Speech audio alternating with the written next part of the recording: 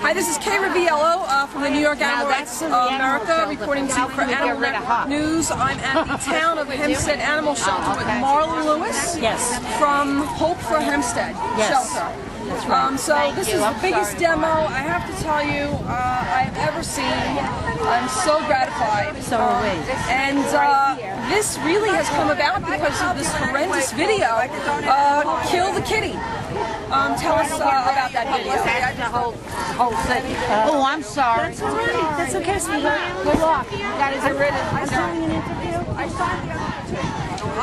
Okay, what happened was, this is way before the Kill the Kitty video even surfaced. The 3 volunteers who were banned without any charges being leveled against them were the impetus for us beginning this, because they knew what was going on in the shelter. They have many allegations of animal abuse that predate even, because they have been in this shelter for many years rescuing animals that the shelter personnel didn't really knock themselves out to rescue. Okay, there are many animals in happy homes right now because these women paid their own money. Volunteers. Yes, volunteers. But you're saying that, I know you guys have been demonstrating against this pound before Kill the Kitty video. That's right. Haran and that horrendous video. Why don't you just tell us about that video first before we go backtrack? The video shows a cat. They're saying, "You want to kill a kitty?" And there are people in the town of Hempstead uniforms that are workers at the shelter. One gentleman is about to get the cat, has he's going like this and doing some sexual gestures as if this is a big joke. And they say things like, "Debbie, will you get the needle, please?" Things like that. And Pat Haran makes a gesture. Her back is to the camera, but then you also see her face. She turns like that, and she makes an obscene gesture at the camera because she knows it's being videoed. And then she goes off to the right, and you hear a female voice, which everyone says is Pat, saying, "Kill the kitty, kill the kitty." They take a net, take the cat out of the box, and we don't see the cat being euthanized, but that's about what's happened. Nathan Winograd of No Kill fame has made a public statement that catch poles should never be used on cats. That's what they're using. Sure enough, Pat Haran, as the kennel supervisor, was standing right there when they used that horrible catch pole on that cat. That's right. Who proceeded to look like it might have even died from being strangled. And the cat was very, as you could see, it was very healthy the way it was struggling. So I don't know why they chose to euthanize that animal. And also they were lying and saying this was a no-kill shelter, and that is not true. They were. Okay, so let me ask you, you've been demonstrating before Kill the Kitty video. That's right. And how long has that been going on? It's months. It's months, absolutely Months? Yes. And we are part of the letter writing committee, so all the letters that are being sent today are letters that we banged out on the computer based on all the facts we had. Now what happened was they started, one of the things that started it was that you could no longer put a note on the kennel for the dog, "Do not destroy," which was a tradition that rescues have been able to do for many, many years, and all of a sudden they stopped that tradition. Yeah, they've stopped a lot of things. Can you tell us? They made it harder for people to call up and find out the status of an animal. They had to send an email, which is once removed and takes maybe a day or two to get back, instead of getting someone right there. No phone system? Their phone system is, "Please send us an email and we'll get back to you." That's their phone system. Okay. And also we've been going to town meetings because, first of all, you don't need a video to tell you that it stinks in there. You go in there, it smells. It's dark. The dogs are jumping around, some spinning in their cages because they're not getting enough exercise. They ousted the volunteers and people who were giving them more That's a separate attention. issue. Now, did they used to have a volunteer program? Well, there were, yes, absolutely. There was a semblance of a volunteer program in place for many years? There were 3 people, Lucille DeFina and Diane Madden, and the other volunteer whose name escapes me, who have found happy homes for hundreds of animals that would not have been adopted otherwise because the shelter never went out of their way. And we would go in there and say, "Look, you know, you've got a very nice," our friends adopted a Cocker Spaniel that was in the shelter for a year that they called a bite case. And it was not a bite case. They don't have any behaviorists in there to work with such animals who are abused and maybe will snap at a person out of self-defense. Now I spoke to, is it Cheryl who's the communications director? I'm not sure of the name. She said that the volunteer program was dismantled because they were doing duties that conflicted with the union workers. Have you heard anything like that? No, I think they're just making up excuses. And also that they have no place to walk the dogs because it's wetlands behind the pounds. Yeah, well, they could, they have $7.1 million.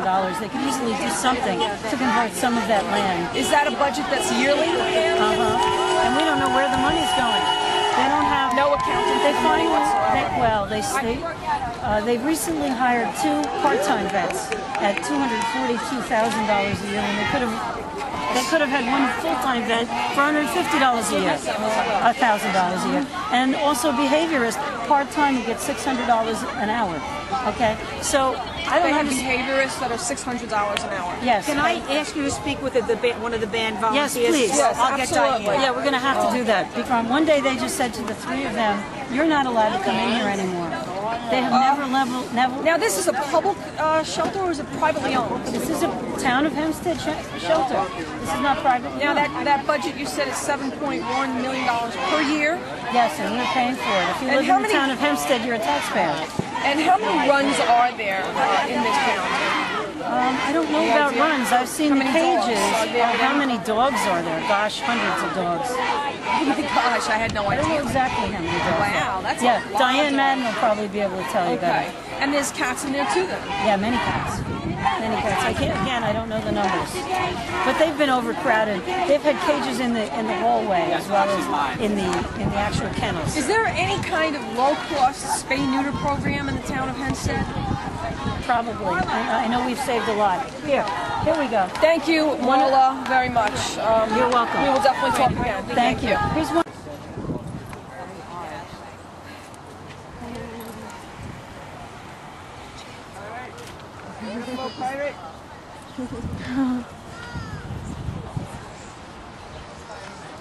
Okay.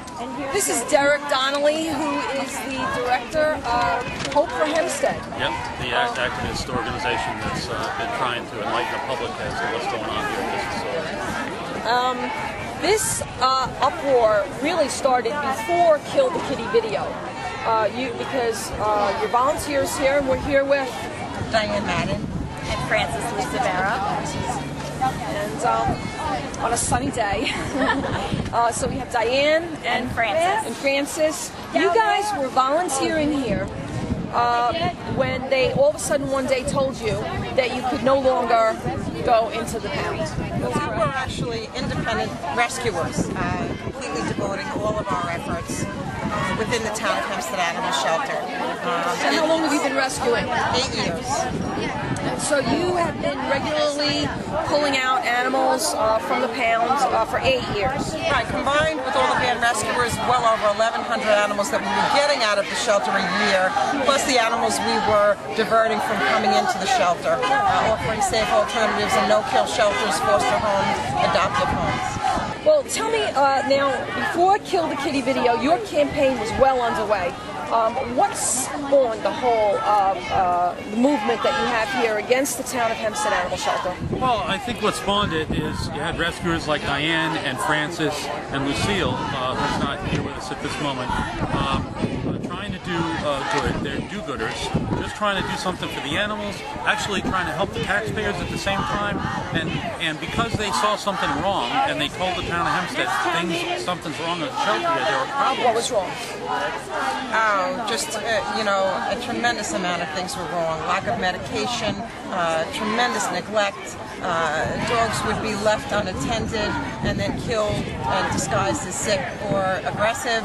I've seen dogs dragged through the shelter to go back and be killed.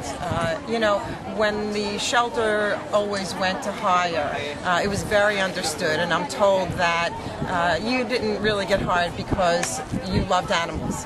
It was a patronage favor. What we did on a daily basis, I mean, we devoted our lives 7 days a week, 24 hours a day.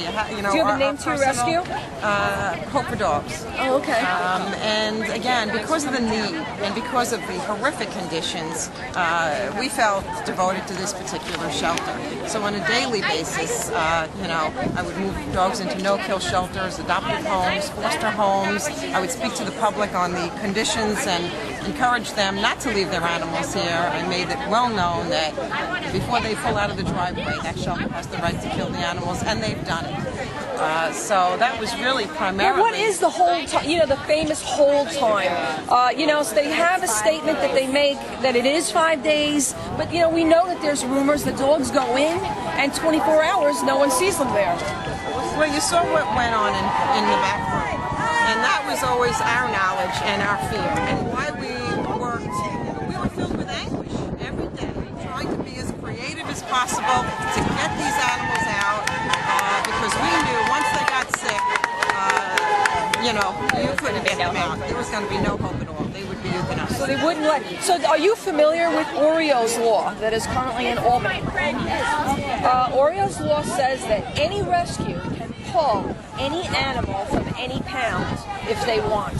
Yeah. This is extremely important. But this is a shelter with $7.1 million, and you know there are many shelters out there that operate on minuscule budgets, and you know the expectation for what they can provide to the animals mirrors those budgets. You know that it's low, but this is a shelter with $7.1 million. Okay, but my point is that we're not the ones with the $7.1 million. We just want to pull out a sick little puppy, and they tell us no. And here we are, a rescue, and I don't know if you have your 501c3.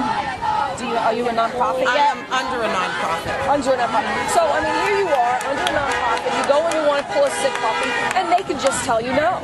They absolutely can. And that's what the law would change. I think this is so crucial to make a huge change in the way that they operate. Now, another law last year by Amy Paulin and Scartatos and Wiesenberg, I'm familiar with him from Long they proposed a bill in Albany that said that the pounds must release the numbers with regard to how many animals come in, how many are, quote, euthanized. You know, we hate that expression. And that law was passed by both houses in Albany and vetoed by then Governor Patterson. So that was a huge crushing blow. We are assured that they will try to pass that again, because otherwise the pound is not legally bound to even tell us how many animals they kill. So where do we stand now? Well, where we stand now is further back than they had us back in October. They've now removed the DND policy. No one can go in there. DND stands for Do not destroy. No one can go in there and place a DND on a dog, the do not destroy, which gives them the will to kill. Yep. There are no rescuers coming in there frequently. They won't take inquiries over the phone as to you know the status of an animal. You have to send an email, which may not be answered for days. There's no Have you turnaround guys time. taken out a lawsuit against this pound? We've taken out a lawsuit, yes, and I think our attorney could probably give you the Okay, all right, let's talk to him.